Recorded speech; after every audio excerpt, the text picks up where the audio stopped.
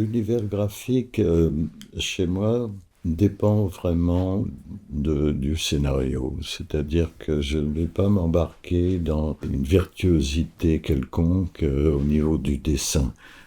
Pour moi, ce qui compte avant tout, c'est le scénario, c'est l'histoire.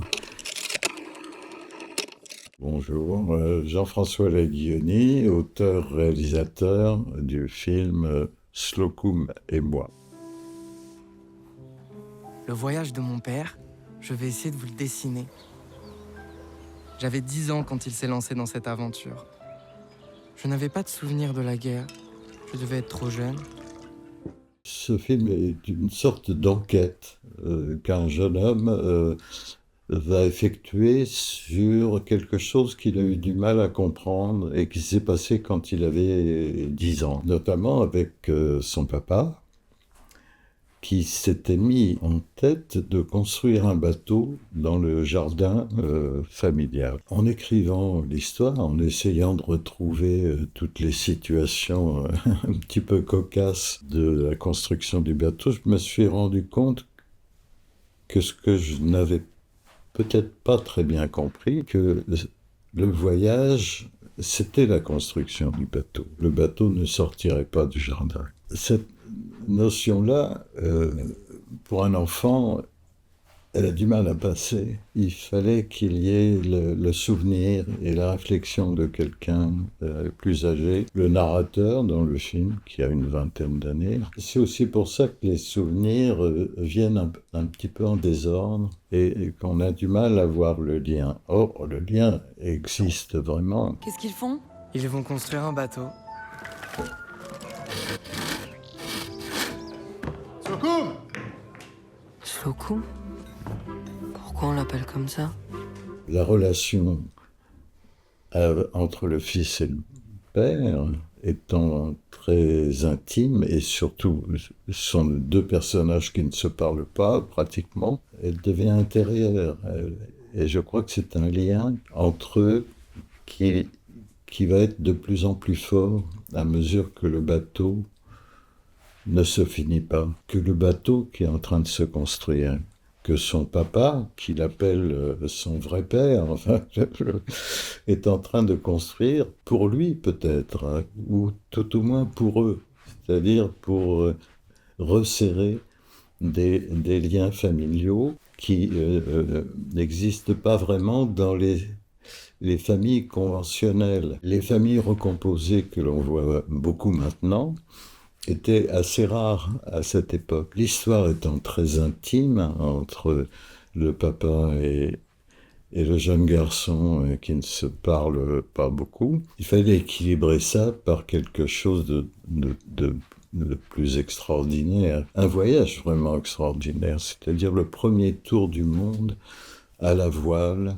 en solitaire, par un homme qui est un peu plus âgé que mon père à l'époque, en 1895, qui a fait le premier tour du monde. J'ai lu très attentivement le journal de bord de ce grand marin. Ce récit est extraordinaire, d'une modestie, d'un humour, d'une réalité humaine étonnante.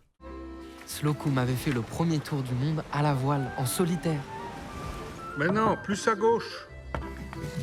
Oui, à droite pour toi, évidemment.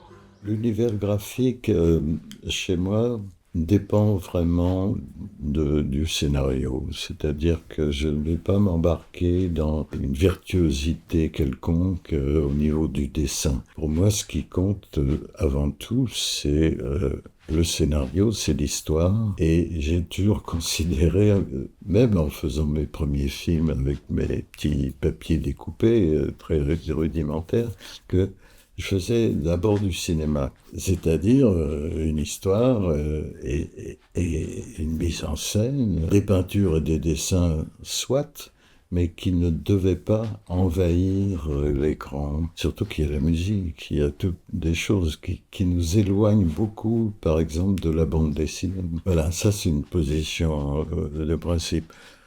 Et comme j'ai eu la chance de ne pas aller à l'école professionnel, parce que ça n'existait pas dans les années 60. Je m'en suis toujours remis à des copains, des collègues qui connaissent bien mieux les ressorts de l'animation professionnelle et qui me guidaient pour trouver une forme graphique simple et légèrement différente de film en film. C'est quelque chose que je développe avec les animateurs et le directeur artistique du film, qui a été une grande rencontre pour moi. Pascal Gérard, qui a travaillé dans le studio luxembourgeois. Nous sommes 3 au départ de chaque film, chacun des films, au niveau de l'histoire, au niveau du dessin et au niveau de la musique. Ces 3 ébauches de la construction d'un film